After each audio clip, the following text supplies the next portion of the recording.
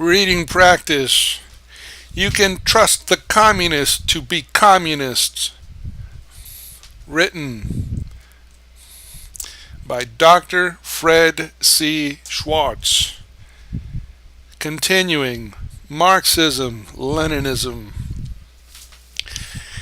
Nikita Khrushchev said, "Anyone who thinks we have forsaken Marxism, Leninism, deceives himself. That won't happen till shrimps learn to whistle."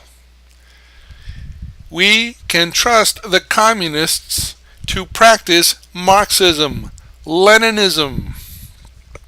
What is Marxism, Leninism? Stripped to its barest essentials, Marxism is the doctrine of the universality of class warfare, and Leninism is the doctrine of the historic role of Communist Party to consummate the universal class war in world communist victory. The basic doctrine of Marxism-Leninism is that a state of war exists and that the Communist Party has been created to win this war. The war was originally discovered, not declared, by Karl Marx. It is between two classes of society, which he called the proletariat and the bourgeoisie. The bourgeoisie is the class of property ownership, the class that owns the means of production. The proletariat he has defined as the class of wage labor. Between these two classes, Marx claimed to discover a state of war.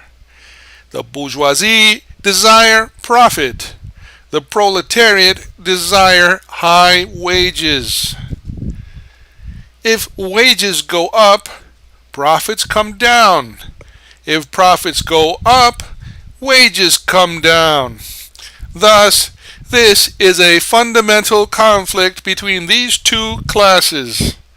This conflict Marx called the class warfare.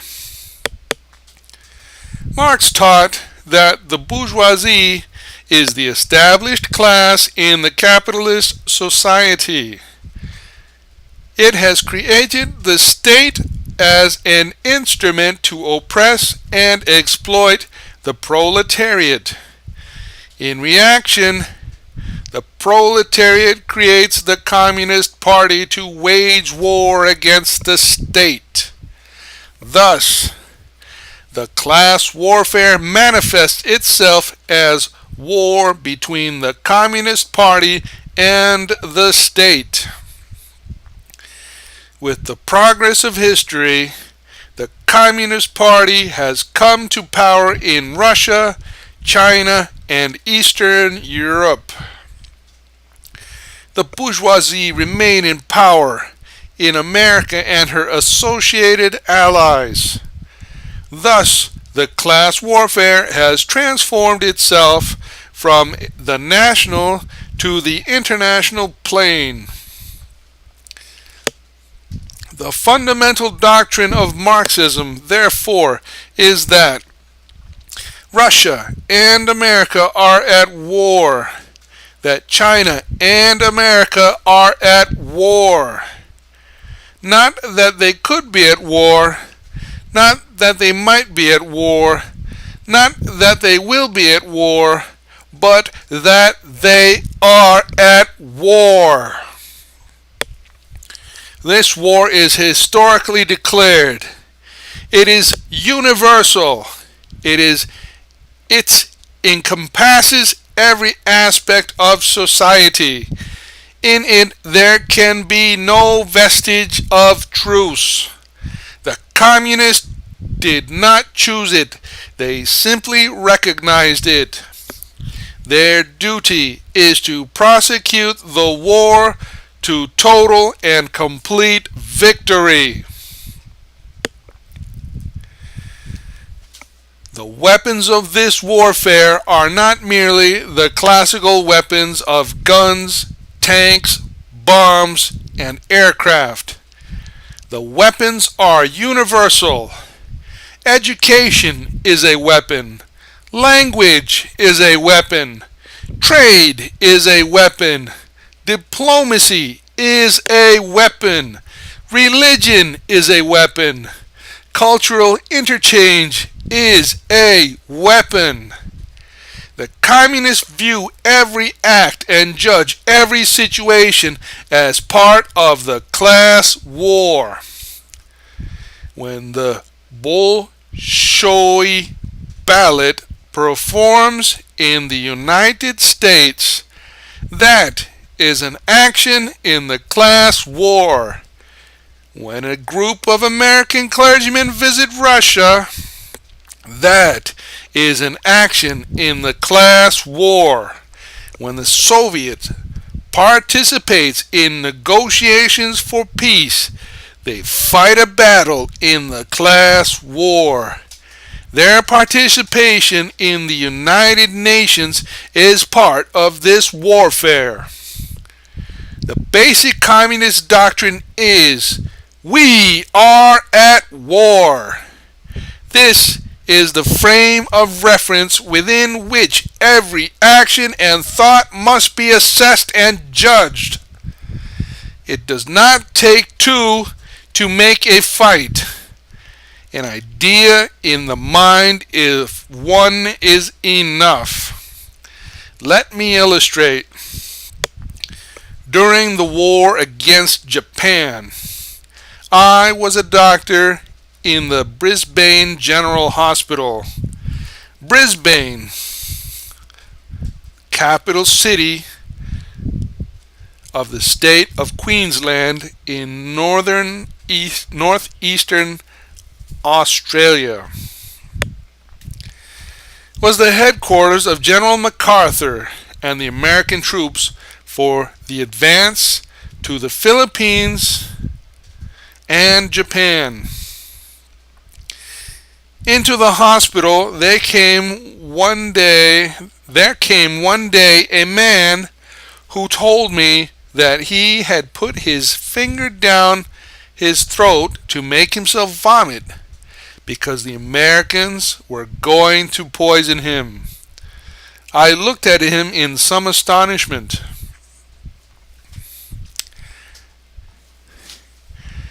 How do you know they're going to poison you? I asked. I saw them watching me as I was having my dinner. Why are they going to poison you? I don't know. I sought for an explanation to his attitude. Has your wife been running around with the Americans? That was the only time he showed any emotion. He became quite indignant and said, "Oh no, nothing like that. They are not going to poison you." "Yes, they are." "I know they're not." "I know they are." He was not angry. He was not yelling, shouting, or screaming. He did not have piercing, staring, penetrating eyes. He had none of the external characteristics of insanity. He looked perfectly normal. Nonetheless, I diagnosed him as a mental case and sent him down to the mental ward. However, he was not a bad case. His wife came in and took him home. Some days later, an American officer went into the public restroom in Queen Street, Brisbane, and was shot dead with a sawed-off shotgun. His assailant ran away. The police, assuming that the criminal was a man like unto themselves, thinking as they thought, and moved by their motives, investigated without success. They considered the normal motives for murder: robbery, jealousy, revenge, alcoholic fury. But they could not find one clue. A week later, in a suburb of Brisbane, another American officer was killed by the same sawed-off shotgun. This time they caught the assailant. It was the man whom I had treated at the hospital. He had been working on a baker's delivery van, going from house to house delivering bread to the housewives, handling the money, giving the change, playing with the children. Apparently, he was quite normal, but deep down in his consciousness and unconscious mind, he believed a lie. He knew the Americans were going to kill him. He wished they were not so determined, but he knew they were. A man a man must protect himself. He took a shotgun, sawed off the barrel, sawed off the stock, and carried it around with him for self-protection. He walked into the restroom. He saw the American officer. He knew his life was in danger. He pulled out the gun, shot the officer dead, and ran for his life. A week later, he repeated the same process. He was taken, convicted of criminal insanity, and sentenced to an asylum for the insane. It did not take two to make a quarrel. An idea in the mind of one was enough. Those American officers had never seen the man in their lives. Towards him, they had no attitude except goodwill. But he believed they were bent on his destruction. Suddenly a gun flashed and a man died.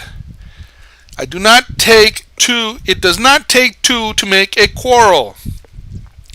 An idea in the mind of one is enough. The communists believe that they are at war with us. This conviction will never change in the slightest degree by any notion of the free world.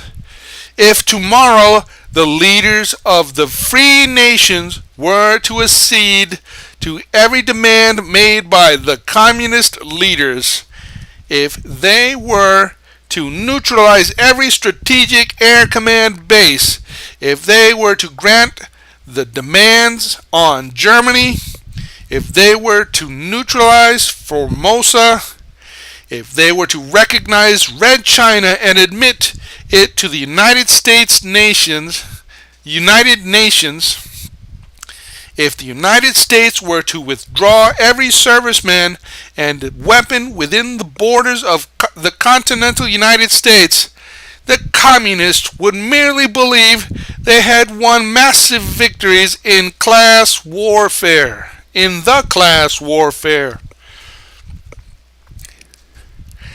A step towards our final conquest and destruction would have been taken. We must either recognize this and defend against it, or ignore it and be destroyed. We have no other choice.